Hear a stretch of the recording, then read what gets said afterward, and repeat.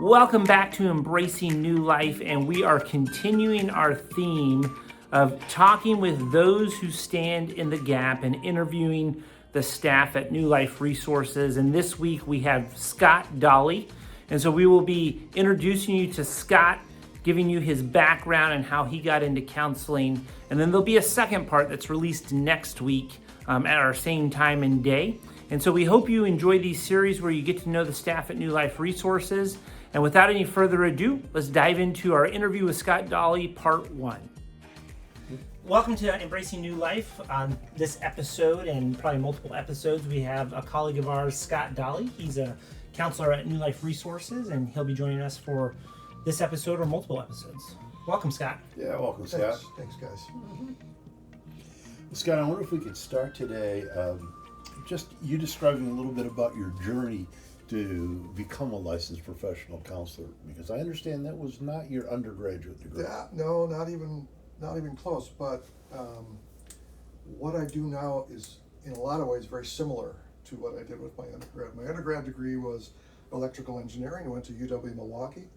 I powered through my 4-year program in 6 years because I had a lot of fun in college. And engineers, what do? We come up with problem statements. We assess what the materials and resources are we have at our disposal, and we find solutions to the problems. Uh-huh. That's what engineers do. And so I worked in the field of engineering and computers for 30 plus years. And for a number of reasons, I was just like, okay, I think I've done everything I can do here. Because I was kind of doing the same thing over and over again. And in 30 plus years in the computer field, one of the things I definitely learned is don't trust computers. Because they will find very clever, creative ways to lose things that are important to you and make your life miserable and more complex. So around 16 years ago, my wife went back into working in a career after being a full-time mom, and she decided to go into mental health counseling. So she has a LPC degree and an LPC license, and worked for Rogers Hospital out in Oconomowoc. And I got to go with her to the annual employee appreciation dinners and the fundraising galas, and I got to hear testimonies about changed lives that were coming about as a result of mental health treatment that they were receiving there. And there's another side of me that's very pastoral in nature, and I've done some pastoral work in churches, and the work that I heard coming out of Rogers, coming from what I'm hearing from my wife, was very pastoral. And so it was very much through her career change and what I got to see through at Rogers that helped me say, yes, this is something I could really, really sink my teeth into. That's awesome. Yeah. And so you've been a licensed professional counselor now for many years. And do you find that it has both the problem-solving engineering type and the pastoral care features as well? It's both? Oh yeah, it's both. I do tend to get a disproportionate number of the engineers that come to me, and I'm fine with that. And what's really fun is with those folks, we get techie in our conversations, and I say, oh, is that like a rotating magnetic field about a shaft of a motor? Yeah, Scott, actually it is. And so we get kind of geekish, and so with those folks I have a really good connection. But then with others, I'm able to do a little bit of both. I mean, because it is problem solving. Help me understand what it is you're looking for, what you want to get out of life right now, and why you're not getting that. And then let's come up with a problem statement and a solution for it. So it's both. And then there's other people to the pastoral side who just want to hear that they're okay. And they want to connect their faith with their mental health. They want to, and they're living lives where outwardly they're not really living what their faith would have, and they're like, how do we get there? And then that's the very pastoral work, assuring people, affirming who they are, talking about how God loves them and bringing scriptural teachings into the session, and people really enjoy that. Now, we all know that sometimes we get people who don't want to hear that Bible stuff, and so that's fine. We can still speak truth to them, and they'll figure it out eventually. Yeah. What I appreciate about what you're saying is I think it hits at a core question that a lot of people have about counseling. They typically will think of it in terms of it's like a one size fits all, and it's like but it very much is a tailored response to the individual person that you're meeting with. If you're an engineer, let's talk in engineer terms. If you're a pastor, let's talk more pastoral. If you're not wanting to talk about spirituality at all, okay, let's meet you at where you're at, and that's really how, a healthy, good counselor should function in counseling, is meeting people where they're at and helping them move forward towards the goals that they have. Yeah. And as we've all experienced, there is no one size fits all, because every day, all three of us, every day is different. Yeah. Yes. Gee, I've heard it all. Nope. That's one thing we've all learned from this, is that every person who walks in the door is going to have a unique story, and we have to develop a unique approach to meet them where they're at. For sure. Yeah. That's right. And that's really a privilege to hear these stories. Yes. And then to have that responding to the uniqueness of a person created in God's image. For sure. What a privilege we have. And sometimes, as they're on their way out the door, I'll put my hand on their shoulders. I'm going to say, "Thank you for allowing me on this journey with you." Yes. And it really is an honor and a privilege to be part of it.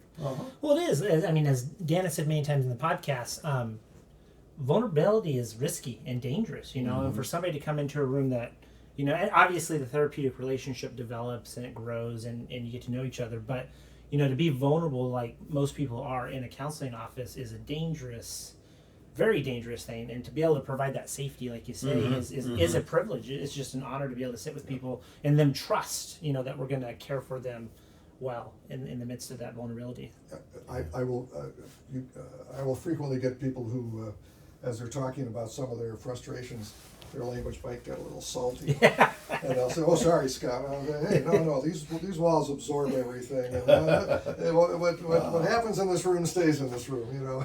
If the couches could speak." Yeah, right. No kidding. But it really does highlight that we need a safe place. Yeah. And there are very few safe places we find in life. Yeah. A place where we can be heard and understood. And one of the times that's all the more important is when things are changing around us. We might use a term like transitional time or transition, but many times we're encountering people in a transition, and they're feeling vulnerable, often scared or angry or hurt or ashamed, afraid. What are some things that you've found, Scott, that help have such a safety?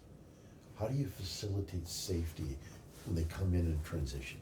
So probably the number one thing I'll do with people to help them feel safe, to be authentic and vulnerable, is I remind them that we're all messy. And being messy is part of the human condition. For sure. Yeah. It's not because they're defective. It's because they're fearfully and wonderfully made, and we're living in a weird, mixed up world. And we go through these life transitions, like we spend 25 years raising kids, and then bloop, they're all gone. Now what? Yeah. This is a weird transition. Or bloop, I taught my kids these sets of principles, and now they've adopted these different. Oh yeah, that's a common part of the human condition. So helping them to see that they are not alone in their experience, and that what they're going through is common, no less important. And that's the thing. Don't worry about it. It's not that big a deal. No, it's still important, and it's common. Yeah. And helping them feel okay about themselves really establishes, I think, a lot of trust. Yeah. So often when it's not just me, that helps me live with it. And this is the power of groups, right? You get in a group, you sit like Dan, we used to have the group in this room. You have a bunch of guys sitting around talking about their stuff, and I realize I got the same stuff that you got, and all of a sudden it's like, oh, it's not just me. Yes, it's not just me. Yeah.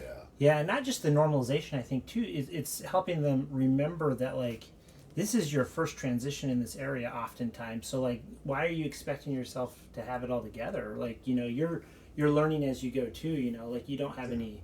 You have people you can refer to that can give you wisdom and stuff like that. But this is just like kids. As they depart from home, they have to learn stuff for the first time. It's true for us as adults too, as those new transitions come in life stages. There's just new variables that we have to learn how to live well with. So. And I'm gonna dovetail off that. One of the other feeling safe things that I'll do, you talked about, this is the first time you've done this, okay?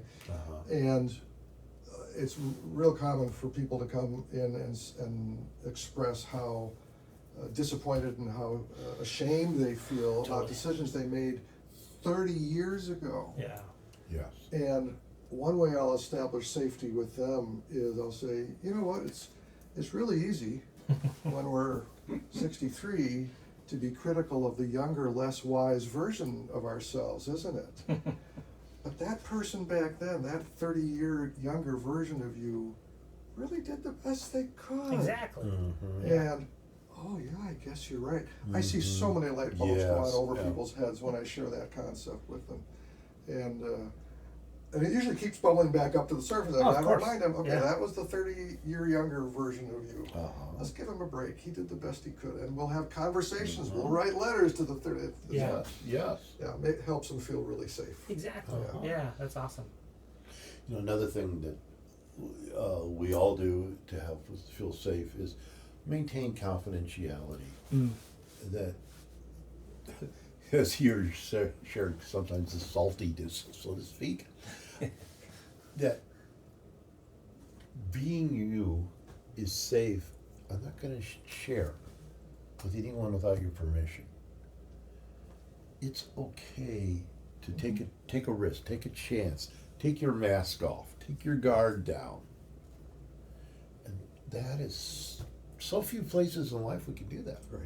Well, it gets back to other, what we've talked about in this podcast before about having an environment where we're observing, not judging. Yes. And it's okay to be you. Like, let's just talk about it and not feel like we have to judge anything and just describe, as you say. Well, and to add to that, it's observing and then also sometimes climbing into the boat with them. Yeah. Right? And okay, let's do this. Let's talk about it. Let's both feel it.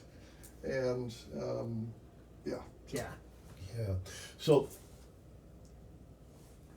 I appreciate your moment ago, your observation that the expectation I should know what I'm doing if I've never done it before is unrealistic. Totally.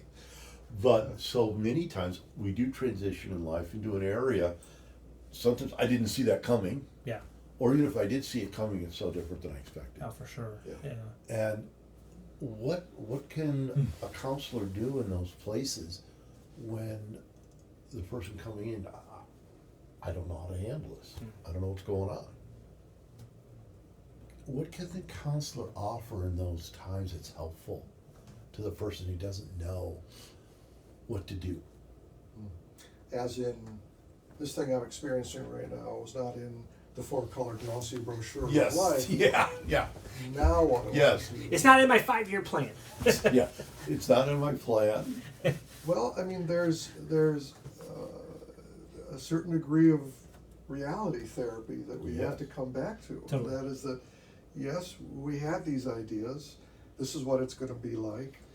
This is what it's actually like. Uh-huh. Yeah. Oh, that was not up to my expectation. Uh-huh. Well, what are our options then? Well, we can force it to happen. We can try that. That's probably not going to work real well. Or we can say, yeah, that didn't work quite the way I thought it was going to. So maybe I should just try something else. Uh-huh. Go a different direction. Uh-huh.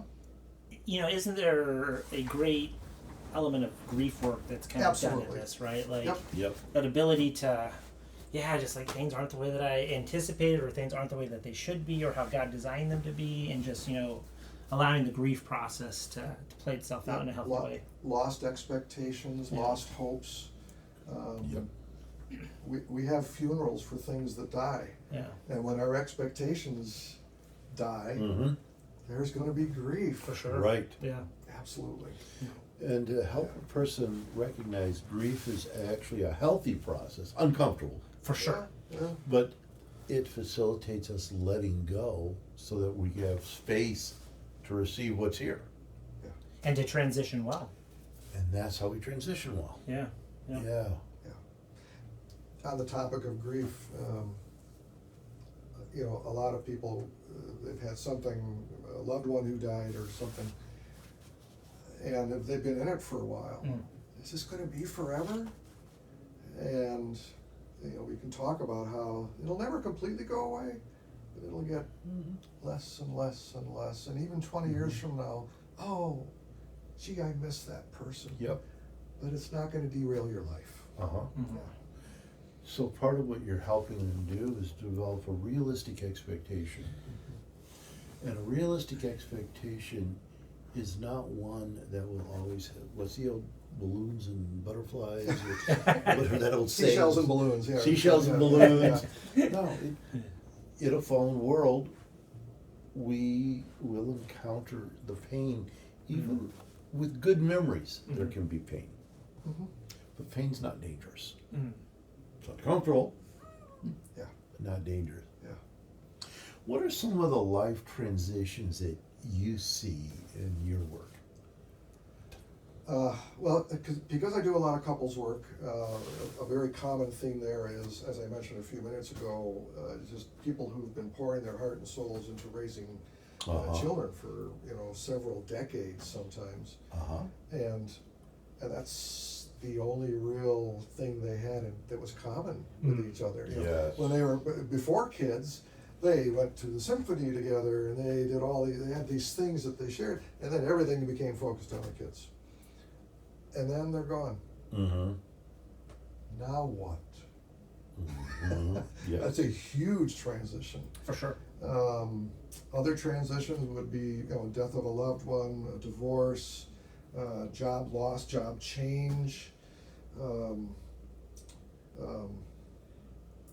What are some other transitions? Yeah, There's a lot. there's a few. Mm-hmm.